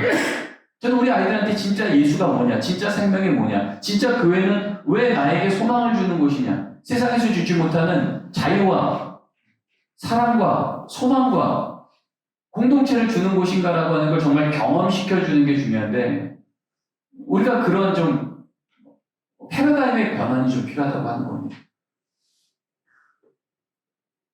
그래서 대안적 활동이 필요하고요. 여기 안에 철저히 아이들이 들어와서 자기 소리를 내게 하셔야 됩니다. 그래서 그들의 아이디어들이 받아들여졌을 때 이건 교회 프로그램이 아니라 우리 프로그램이 되고요. 그러면 아이들의 목소리가 여기 반영되어지면 이제 우리도 우리 목소리를 그 아이들한테 말할 수 있는 공간이 생기는 겁니다. 그렇게 같이 만들어가는 교회면 좋을 것 같고요. 아까도 얘기했잖아요. 적어도 초등학교 1, 3학년은요. 잘 놀아야 아이들에게 신앙교육 잘한다고. 그럼 아이들이 교회 와서 잘 노는 경험이 있나? 없으면 우리 어떻게 잘 놀 수 있나? 제가 충신교회 있을 때도요. 늘 예배 시간 전에 말은 놀이 시간이란 말을 안 썼지만 우리가 흔히 말하는 놀이 시간을 줬어요. 너희들이 30분 전에 오고 1시간 전에 오고 교회 오면 논다? 애들이요. 예배 시간 맞춰서 안 해요. 대부분 30분 전, 40분 전에 와요. 왜요? 교회 오면 노니까. 근데 그 놀이가 뭐예요? 예수 안에서 노는 거예요. 세상을 볼 때 똑같이 레고 블록 여기 막 쌓여 있고요. 여기는 아이들 놀 수 있는 공간 주고요. 선생님들이 막 몸으로 놀아줘요. 근데 여기가 왜 세상에서 노는 레고 놀이랑 다른 거냐면 이 안에는 예수의 이름으로 모였기 때문이에요. 그러니까 여기서 이 노는 사건은 그 다음에 들으신 예배 사건하고 연결이 돼요. 근데 우리는 예배는 예배만이라고 생각하니까 교회는 노는 곳이 안 되는 거예요. 이런 부분에 대한 패러다임의 전환이 저는 아동기에도 유치기에도 심지어는 청소년기에도 필요하다고 생각해요. 그래서 아이들이 친구들을 데려올 만큼의 재밌는 게 여기 있어야 됩니다. 전도라고 하는 건 더 이상 교리로 전도가 안 돼요. 왜 세계관이 안 바뀌어도 어떻게 교리로 전도되겠어요? 예수님도요, 복음 전할 때 율법이 이랬다라고 얘기하는 건요, 율법 학자들하고 그랬지 대부분은 뭐였어요? 니들 아프니 내가 고쳐줄게. 니들 아무도 안 여겨줘. 니네 너 집 가고 내가 같이 잠잘 거야. 여기에서 복음이 들어가는 시작점을 찾았다는 거죠. 그리고 아까 교재 사용이 현실적이냐라는 얘기했잖아요. 저는 교재 사용을 하는 것이 맞냐라고 할 때 저는 사건이 더 중요하다고 봅니다. 교재를 쓰느냐 안 쓰느냐 문제가 아니라 오늘 들어야 될 말씀과 그 말씀에 대한 진지한 나의 나눔이 안전한 공간들이 제공되는가가 더 중요하다고 생각해요. 이게 되면 저는 예배 이후에 심지어 2시간짜리 양육 코스를 제공한다고 해도 애들이 그 지원하는 애들이 생길 거고요. 그 아이들 데리고 시간 제한 맞지 않고요. 아주 딱딱한 교재를 가지고도 제자 훈련 가능하다고 봐요. 이게 가능한 교회 중에 하나가 세드백 교회입니다. 아까도 우리 목사님하고 여기 여러분 토론할 때 저기서 그 얘기를 했는데 세드백 교회는요. 주일 예배 드리고 성경 공부 시간이 아예 없어요. 그러면은 거기 예배만 드리고 끝나면 그렇지 않아요. 예배 시간에 설교하고요. 그 다음에 설교 끝나면은 소그룹으로 다 나눠줘요. 그러니까 우리가 말하는 초등부 예배 드려요. 초등학교 4, 5, 6학년에 같이 예배 드리고 그렇지만 말씀은 같이 들어도요. 나눔은 다 학년별로 아주 세밀하게. 그러니까 나의 맞춤형의 나눔의 자리가 있는 거예요. 그리고 다시 모여요. 그래서 공동체가 나눠요. 우리는 오늘 들은 말씀 가운데 우리는 이런 활동 해봤어요. 그림을 그리기도 하고 어떤 그림이 스킷 드라마를 만들어 보기도 하고 어떤 그룹은 결단 기도를 하기도 하고 그걸 리포트하는 거예요. 이 시간 예배 시간 안에. 그러니까 다양한 연령대가 있지만 그들 나름대로의 자기 눈맞춤형의 하나님 경험과 고백들이 이 안에 있고요. 그러고 나서는 그냥 끝나요. 그럼 성경 공부 언제 하냐? 성경 공부는요. 성경 공부를 정말 하고 싶어하는 친구들은 지원해 그러면요. 성경 공부 예배 끝나고 나서 보통 평균 2시간을 합니다. 초등학교 1학년 애들이 2시간짜리 제자 훈련을요. 10주짜리, 12주짜리 신청해요. 그게 가능한 게요. 예배 안에서 나는 이 공동체를 신뢰하다 했거든요. 재밌었거든요. 그러니까 난 조금 더 알고 싶어하는 애들이 참석하는 거예요. 그러니까 우리는 예배하고 성경 공부는 의무라고 하니까 아이들이요. 의무는 싫은 거죠. 근데 내가 원하면 거기에 지원한 아이들은요. 그게 1시간이건 2시간이건 이 안에서 풍성하게 하나님을 배워가는 거예요. 그렇게 된 애들이 제자가 되잖아요. 그러면 여기 오지 않은 아이들은 이 예배에서 참석하는 애들 친구들끼리 전도합니다. 그러니까 세들백 교회는 제가 몇 번 방문해봤지 방문할 때마다요. 그 예배 시간 이후에 성경 공부 2시간짜리 때문에 부모들이 기다려요. 근데 그 부모들이요. 왜 일찍 안 끝내냐고 컴플레인 안 해요. 왜냐면 이 2시간 안에 애가 어떻게 변하는지를 아니까. 저는 그런 전략들이 좀 필요한 것 같습니다. 그러니까 우리가 1시간 안에 모든 걸 다 끝내야지 성경 공부와 예배 시간 안에 이 아이들에게 어떤 걸 제공하면 이게 될까? 이걸로는 답이 안 나온다는 거예요. 저는 조금 더 긴 호흡을 가지고 부모와 또 예배 안에서 조금 더 세밀함과 또 그 아이들이 매력적인 공간이 돼서 아이들이 자원해서 참여하는 제자 훈련 시간. 우리로 치면 뭐 주일날 오후 1시부터 우리 제자 훈련한다? 시작이 아이들이 3명, 4명이라도 상관없어요. 그 아이들이 진짜 제자 되면 이건 그 다음부터는 이제는 레이디 말씀처럼 5시 100이 많은 쫓는 일들이 생기는 거예요. 지금 그렇게 좀 접근하면서 답을 찾아가면 좋지 않을까 싶고요. 그리고 아까 아이들 주도 예배가 가능하지 않냐라고 했는데요. 가능해요. 근데 문제는 뭐냐면요. 예배는요. 철저히 준비해야 드릴 수 있는 겁니다. 그냥 너희들에게 해봐라고 한다고 예배가 되지 않아요. 예배는 선택이 아니라 예배는 최선이기 때문에. 그래서 예배를 하나님께서 400년간 예배를 잃어버린 백성들한테 예배 훈련 강요시킬 때 철저하게 했잖아요. 성막 만들어 요 크기 따라서 실도 자색실, 홍색실 꽈서 어느 정도 설치로 몇 급일 반, 몇 급일 반 거기 반드시 떡상도 있어야 되고 불은 꺼지지 말아야 되고 어떤 기름을 써야 되고 철저하게 하나님 중심으로 뭐 하게 했냐면 준비 훈련 시켰다고요. 그러니까 우리 아이들한테 너희들 주도하는 예배하고 싶어 그럼 너희들 준비해야 돼. 철저히 예배 교육시키셔야 돼요. 예배가 뭔지 찬양한다면 찬양 그 곡을 왜 해야 되는지 그 곡은 어떤 의미인지 너희들 기도해야 된다. 토요일날 적어도 여기 와서 이 적어 훈련 받아야 돼. 주일 예배 1시간 전에 와서 너희들 기도해야 하고 회중에서 기도하고 찬양 고백해야 되고 그렇게 해서 이 과정 자체가 아이들에게 그 자리를 내준다는 거 아이들 예배자로 만들어 준비된 예배자가 그 자리를 인도해야 되는 거예요. 과정은 길겠죠. 하지만 그 과정은 의미 있는 과정이고 해야 되는 과정이에요. 그런 의미에서 저는 아이들 주도의 예배라는 건 너무 중요한데 준비하지 않고 아이들 세우면 아이들에게 예배가 오해될 수 있다는 거. 내가 좋아하는 찬양하고 내가 좋아하는 스타일로 그러면 나랑 스타일이 안 맞으면 저 예배는 싫고 내가 좋아하지 않는 노래하면 난 안 부를 거고 예배 자체로 오해하게 만든다.